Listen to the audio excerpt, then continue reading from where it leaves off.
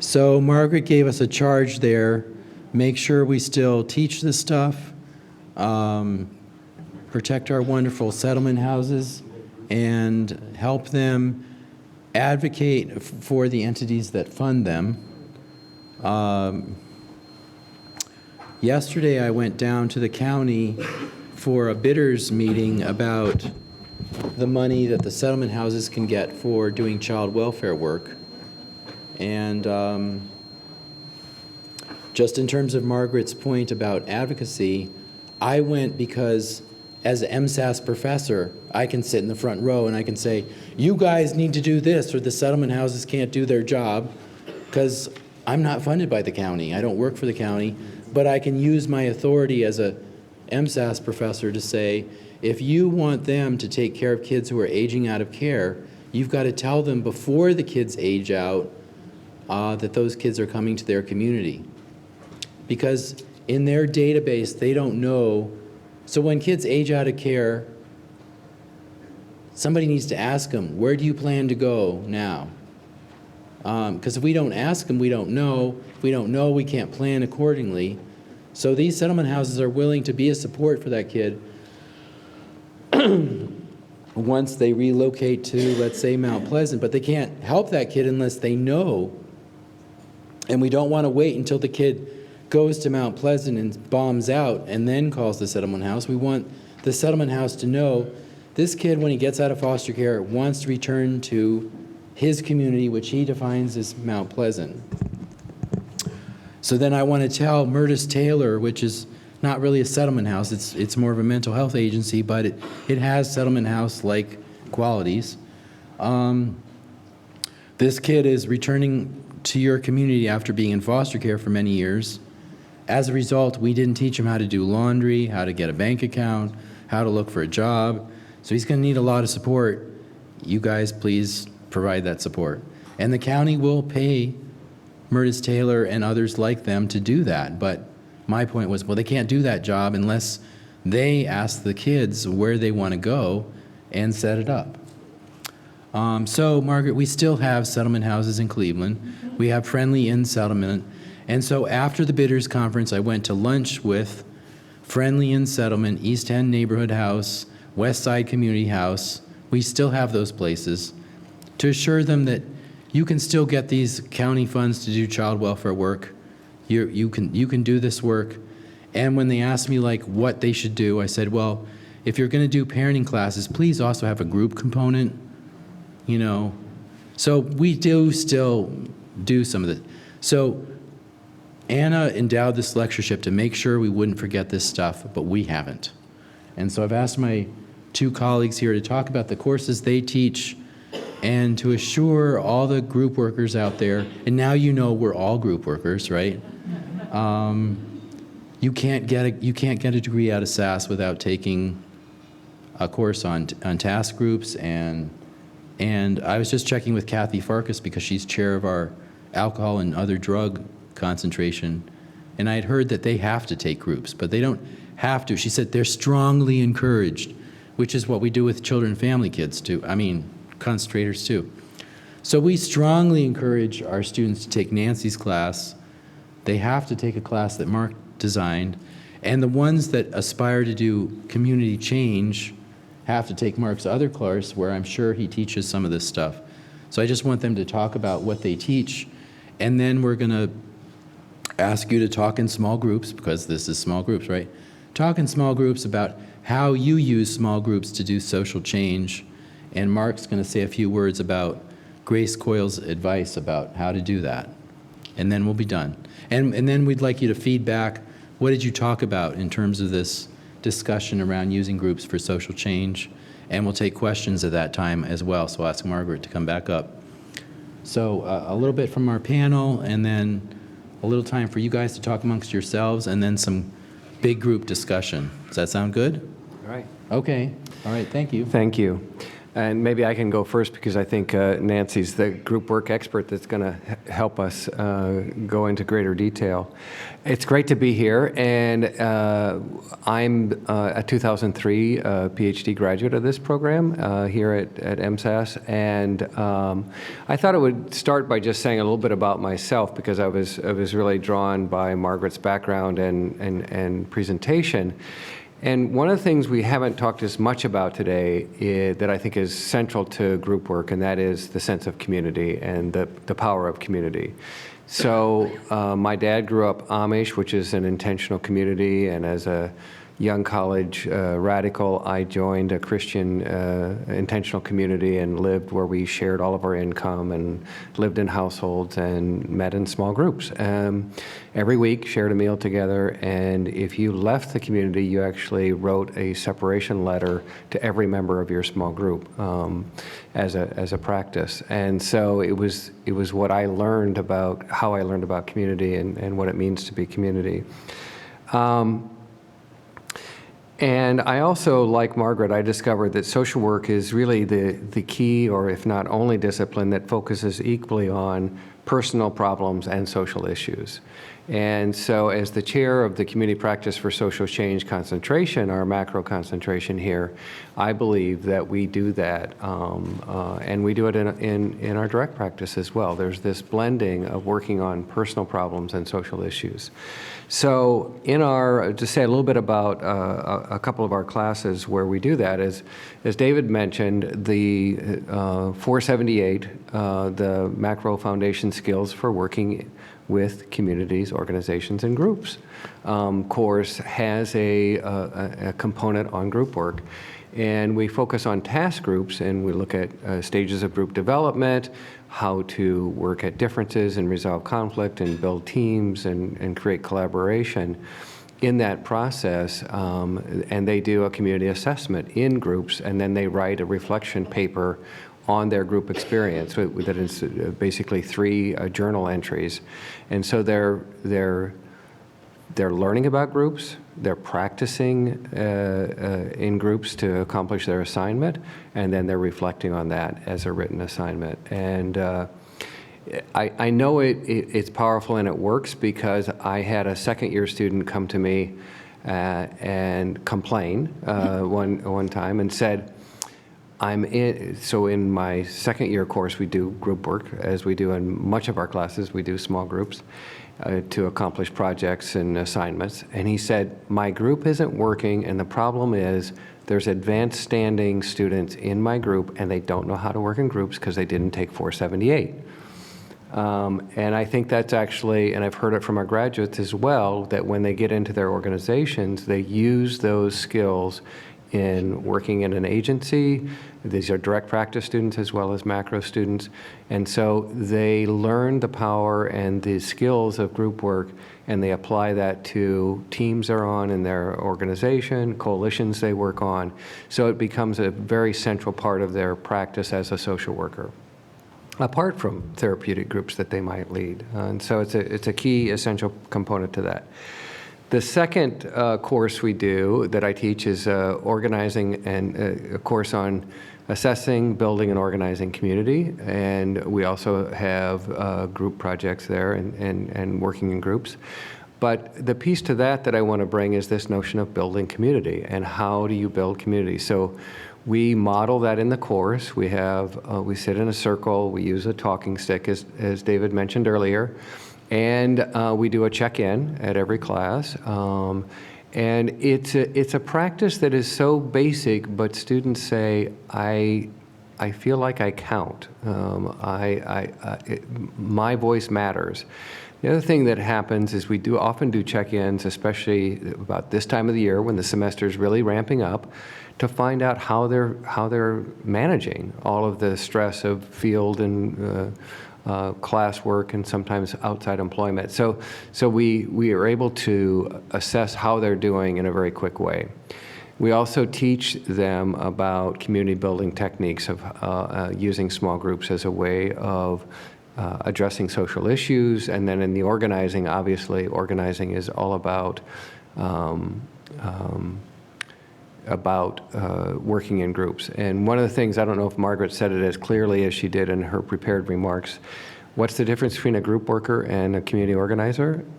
And Margaret believes there isn't a difference. They're one and the same, and I think that's true.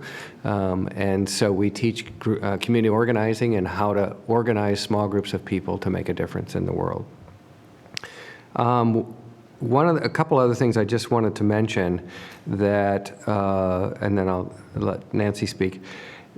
Some of our best practices, one of the things that we say is, well, settlement houses aren't doing some of this, and some of the others have the group work's kind of fallen off, but it's also surged in new ways. And so I don't want us just to say we're continuing to do that same old thing.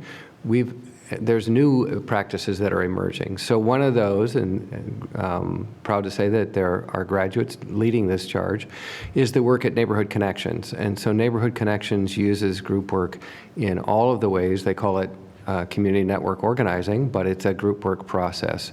And so they have monthly meetings around the city where 30 to 50 people come together on a monthly meeting, and they start in a big group in a circle, but then at one point, one of the practices they use is called business of the network.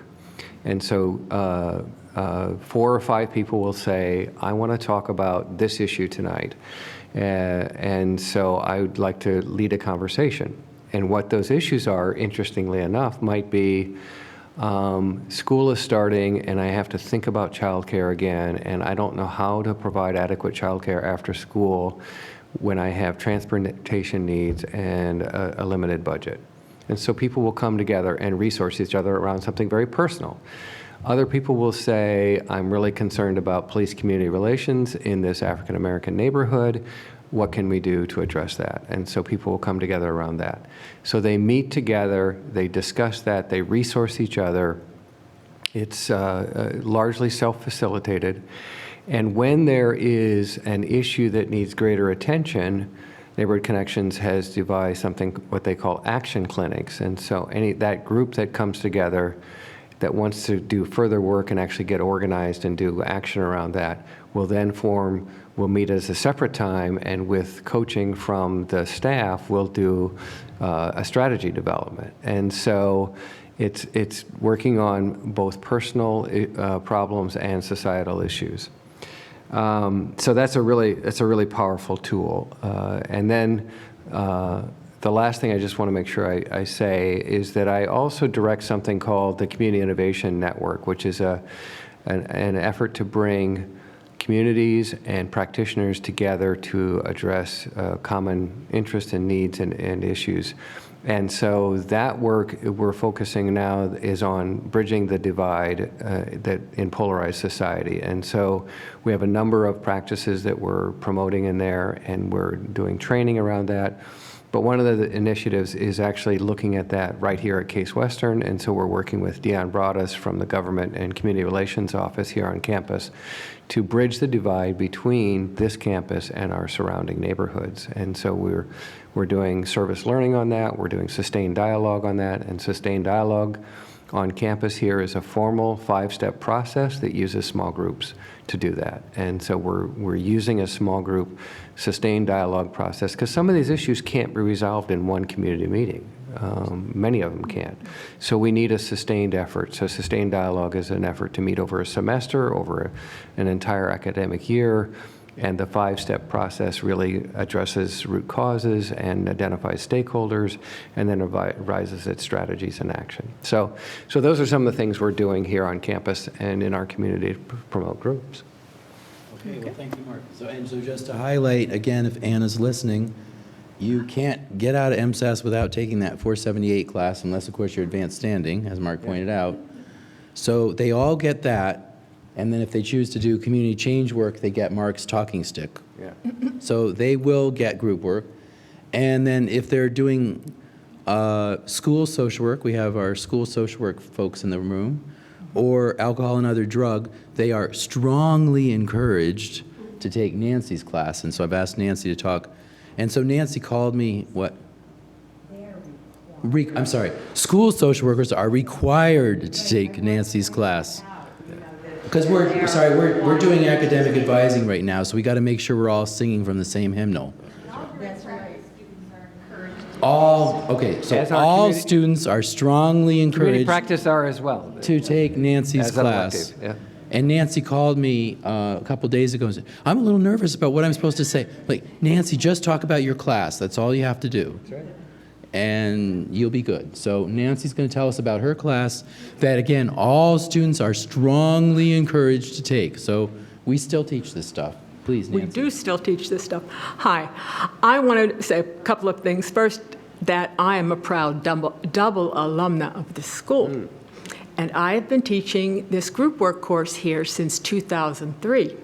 And the reason I want to underline that is to say that many schools of social work do not offer courses in group work anymore. That group work, unfortunately, has fallen out of fashion. But I want to say that I believe there's going to be a resurgence, and I'd like to tell you a little bit about why. Okay, so having a group work course in a master's program in the United States is not a common thing, and we're doing it here. I wanted to use the same quote that Margaret did from Margaret Mead about small groups are the only thing that ever have created sustained change. So what we're about here in the course that I teach is giving students the skills and knowledge, and most particularly the skill development, to lead groups in powerful and positive ways. So on the one hand, there's the academic understanding and knowledge base that we need to create to support them in doing that. On the other hand, we really need to create, through experiential learning and through practicum experiences, the internal skill development to know what they're doing. And I was so inspired by Margaret's video because you could see that these people that she worked with not only were powerful advocates, but they were changed in the process of learning those skills. So I teach in all three of the venues that we offer here. I teach in the traditional program, intensive weekend, and in the online program. And that is such a kick for me. I want to thank Sharon, actually, for asking me to design that course for the first time and trying to think about how one does skill development in group work practice online is something fun to think about. Yeah. And we're getting better at it, I think. So the technology has to catch up, you know, with what we can do in a room with people. So, so in addition to the knowledge, we do a lot of skill development. Every student in my class not only works in groups within the class, but they're required to lead, co-lead, or observe a group outside of the class. So they are really getting, you know, the so-called hands-on experience in how one uses themselves in a way to influence group process and group activities. One example is a school social worker who did take the course online, as a matter of fact, and she needed to have a group. And what's happened is the students are so creative that they have been creating groups in places where groups either didn't exist before or didn't exist in this way. So this school social worker, and the reason she did it is because she was required, you know, the course required her to do it. So she noticed that there were some little boys in her school, a group of them, that were constantly getting into trouble. She got the list of names for the principals, and she said, I'm going to do a group for these kids. And what she found out was that these disruptive little boys had one thing in common, which is all of them had absent fathers due to incarceration, due to mental illness, or due to being absent. I don't know what else to say about that. But what she did was she created this group for 6 sessions. Now, for the clinical people in the room, it won't take you long to connect the dots to the fact that these little boys who thought they were the only ones living in a stigmatized situation find out that they're not the only ones, that their buddies live in this situation. And within the group, she was giving them the skills and the connections and the support to manage themselves given their problem. At the individual level, each of these boys developed some skills in managing themselves in a group. At the group level, even after the group ended, these little boys in the 3rd grade had a support group that's going to support them as they go on, because they're not the only ones anymore. And so that's one example.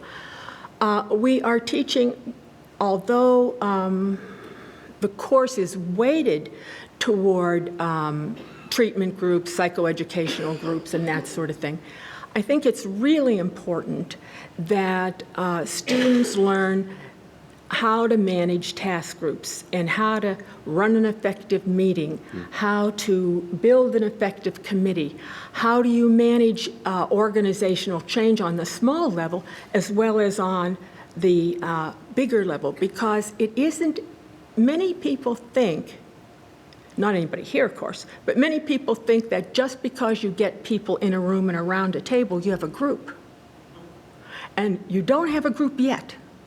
You don't have a group yet until there's a common purpose. You don't have a group yet until there is the capacity to interact with each other in a way that creates support for change and creativity in addressing the issues that come before them.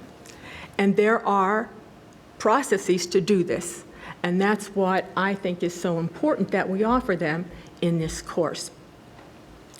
Another student in the virtual program was observing a state-level group in her community.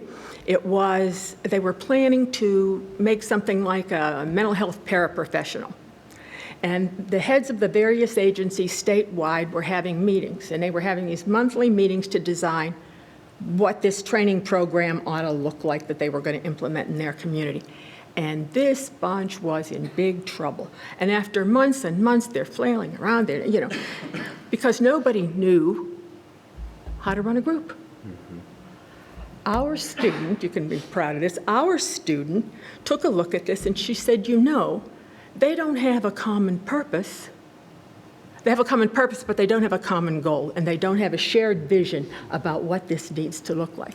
So our student moved from observer to facilitator. And facilitated, helped them get themselves back on track to be more effective in the work that they were doing by sliding under them the supports and knowledge of group practice. So I figure she doesn't have to worry about employment once she finishes her master's degree. But the idea of making sure those supports were in for that group came from her. So it's good work. Perfect, Nancy. See, I knew you would be fine, just as I knew Margaret would be fine. Just talk about your practice. So now we want you're in small groups at tables. Talk a little bit about how you use small groups in your practice, especially around issues of social change, but really anything, because I think what we're learning today is, while some people are concerned that we're not teaching group work anymore at SAS, we are. I mean, you just heard it. We're still using this stuff. It's not dying out, and it's not dying out because people figure out it's very powerful stuff, and so they use it. So we'd like you to discuss amongst yourselves how to use some of the ideas we've been talking about today in your own work, and then we'll ask you to report out and otherwise ask questions, and then you'll be done. And that way it has an educational component, so I've satisfied the CEU people. David, can I?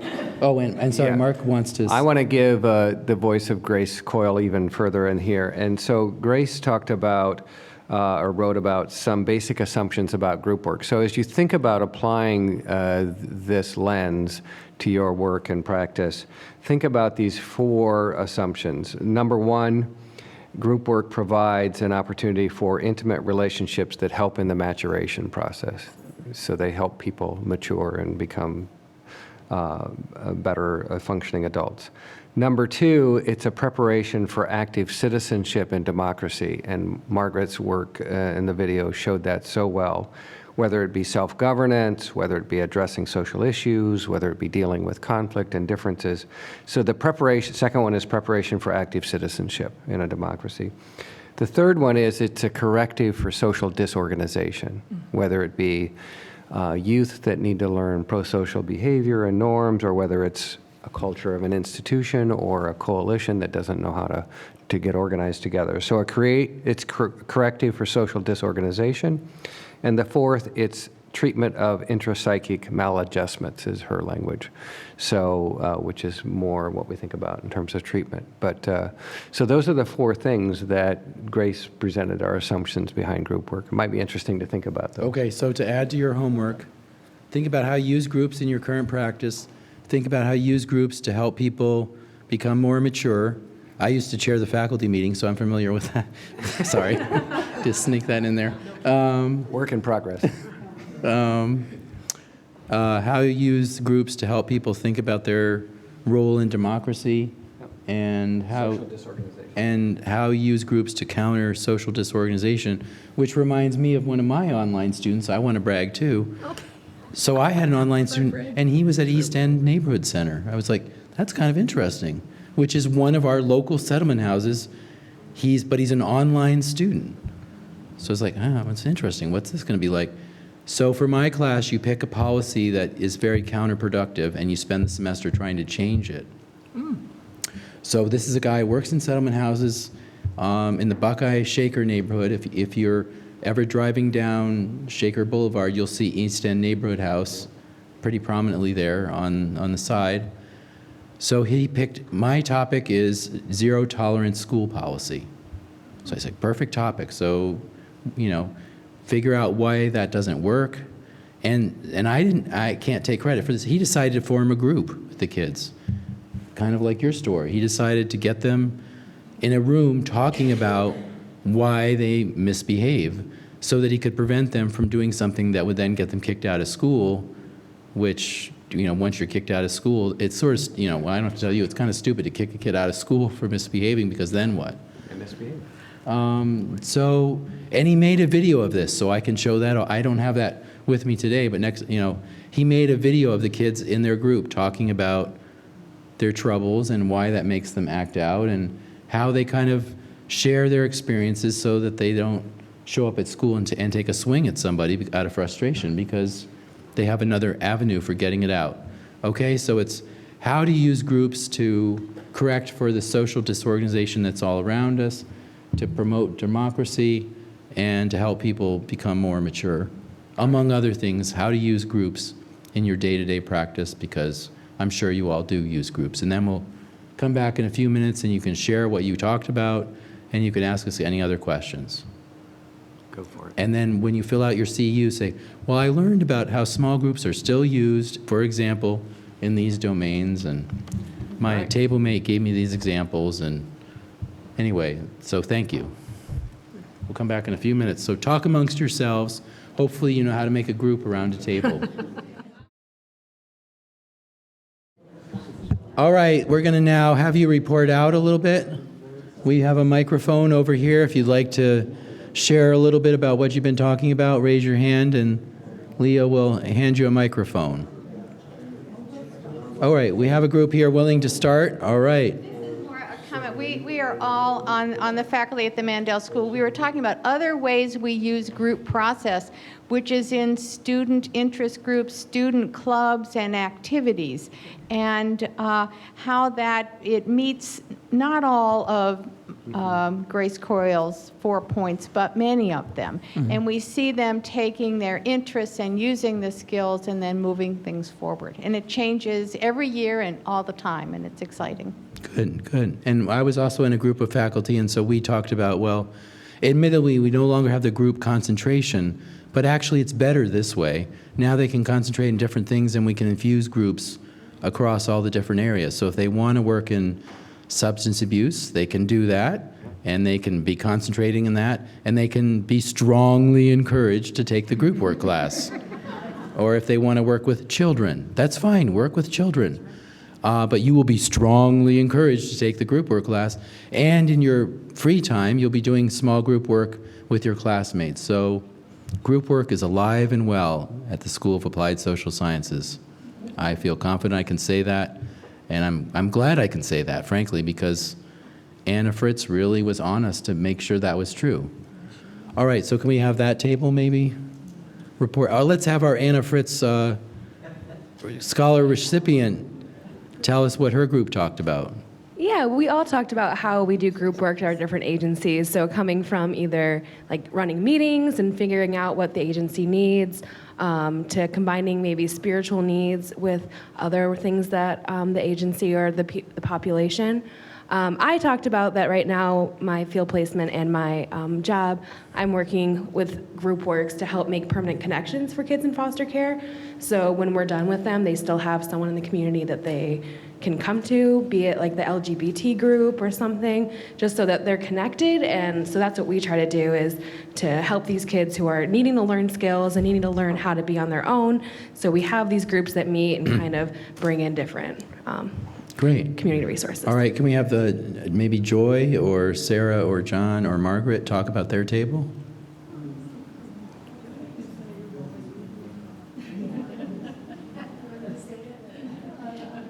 What I told Margaret early on was, I've always done group work. And right from the beginning, I was doing group work, and I didn't know it. And I just, listening to Margaret today, I realized that my whole career was group work. That's right. And so it's very exciting for me. I'm currently, as I said, I'm retired the third time. I retired the third time, and I'm back to work again. And so we're working on the opiate epidemic and working some direct service, but it's group again. Yep. And I'm going to turn this over to Sarah, because she had some good ideas. I have what? I have no idea what she's referring to. We'll get her to write it down before she leaves. I guess, and I defer to her because I'm faculty, and I use small groups in my teaching. Was that it? Yes, and that's where I'm primarily using them. And I've had a number of wonderful small group experiences in my own life. So, yeah. Thank you. That's right. All right, maybe Marcia is kind of queen of Cleveland in many ways, I'm sure, uses groups. That's right. No kidding. I won't claim the title, but thank you anyway. Teresa and I talked about how she was inspired to think about how she could do small groups in the nursing home she works in, where she does mental health with individuals. And so we talked about some of the details about that. And I was recounting my experience as in the early part of my career as an individual therapist, and in the height of the divorce increase, I started doing groups for women in the process of divorce, which then morphed into people in the process of divorce, and then we did parents and children in the process of divorce. And for a while, that was an essential thing for the community. And we knew it wasn't essential anymore when we couldn't recruit groups anymore. And now I am in my 14th volunteer role as a member of Greater Cleveland Congregations, which is a group organizing phenomena.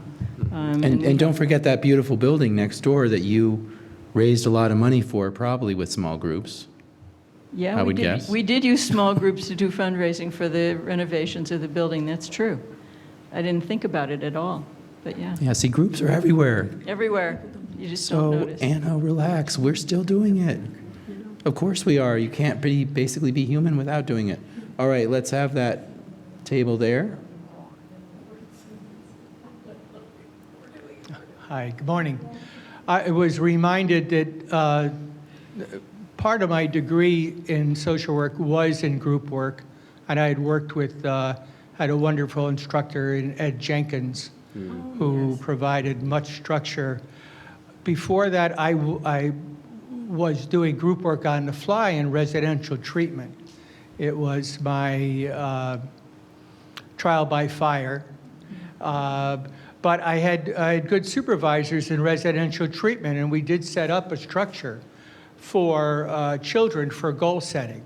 There always was a group, but really to reach the children, we went into subgroups, and were very successful and effective with the children. Following that, field placements and groups in the community, in correctional institutions. For the past 20 years, it's been a different kind of group work, working in hospice, in the community with families to develop caregiving, because most patients wish to stay at home and with their family. So developing a core of caregivers means working with the family, a la the group. All right, great. Does anyone else from that table want to chime in? Good morning. Good morning. Mamadou Sek. I'm the chair of the International Association of Social Workers in Ohio, in Northeast Ohio. We have a chapter of that organization in Ohio, and Anna has left us a lot of money to do the work, to really enhance group work in this in Ohio. Our organization's mission was to develop social work with group in universities, targeting universities to make sure that group work is in the curriculum. And we have succeeded, at least at Cleveland State. Right now we have two courses of group work that are being implemented, that are in the curriculum, and I designed them.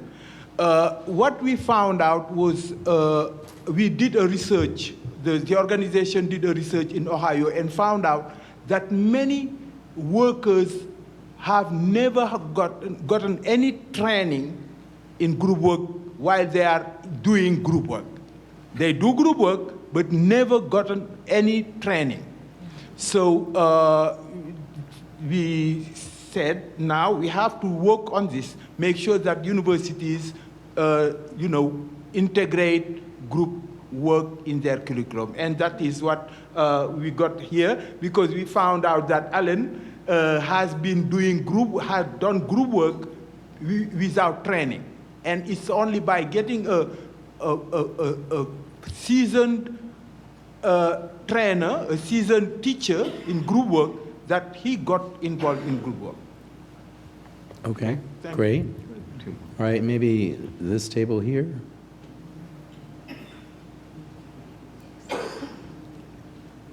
Okay, so, okay, like that. All right.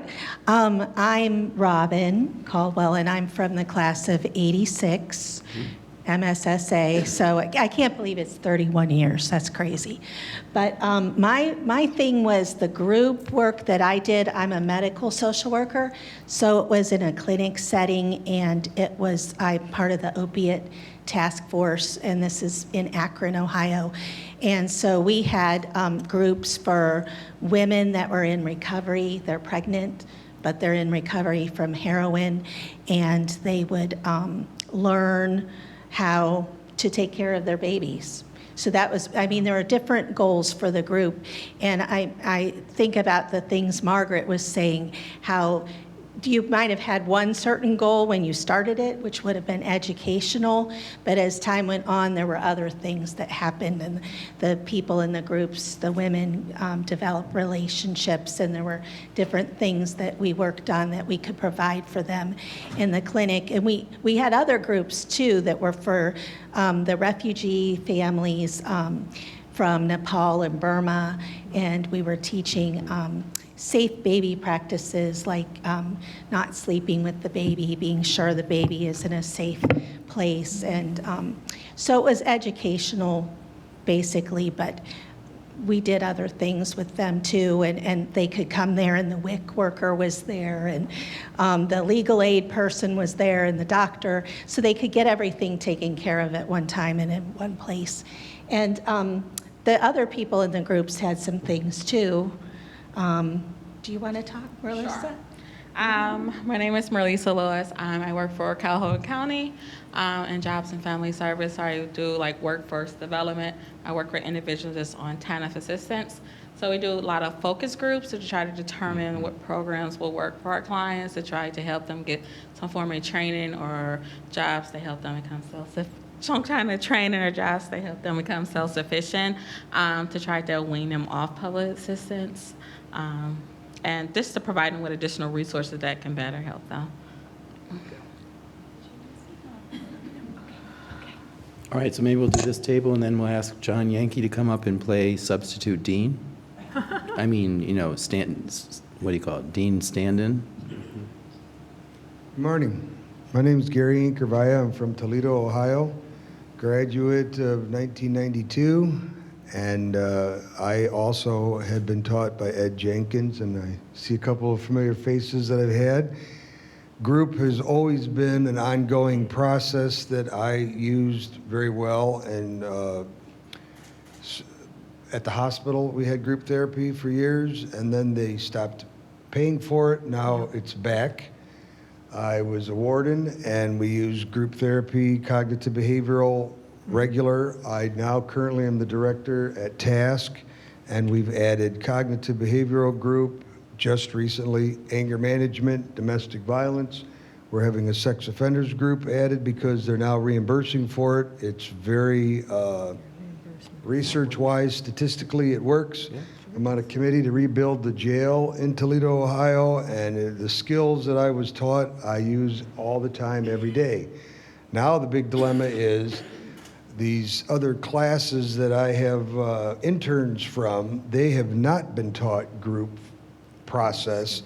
I'm going to speak to you about the book because I have to teach these new people. They're LSWs that are graduated from other universities that have never had group work, and they're supposed to facilitate these new groups. I can't be in all the groups, so I have to figure out how to get them caught up to speed. So I'm glad to be here. And then my partner here, he's using group to get a giant eagle replaced in his community where they closed down a shopping grocery store, and he's using his experience. He's just a new graduate from this past January, and he's using his group work to get another shopping center to be opened up in that grocery store. And then he's hoping to use his skills to also do coaching. Great. Thank you. All right, well, thank you. This has been fabulous. I'm so grateful to Margaret for her remarks. She clearly inspired everybody, and I feel like I've helped fulfill the vision of this lectureship for Grace Coyle, who we didn't talk about a lot, but we talked about some, and I encourage you to look at Grace Coyle's work. I think you'll find it very much resonates with what we've been saying today. So we hope you've enjoyed this session, and we'd like to see you at other events. Please go to our website for current information about and see your emails about other events we'll be having. And pick up your CU certificates at the registration table. Lunch is served right outside this room if you're staying for the afternoon session. Okay, so is anything else I need to say or do? Oh. Okay, John Yankee, Emeritus Professor, is going to have some closing remarks. He looks like it's news to him. He's prepared. All right.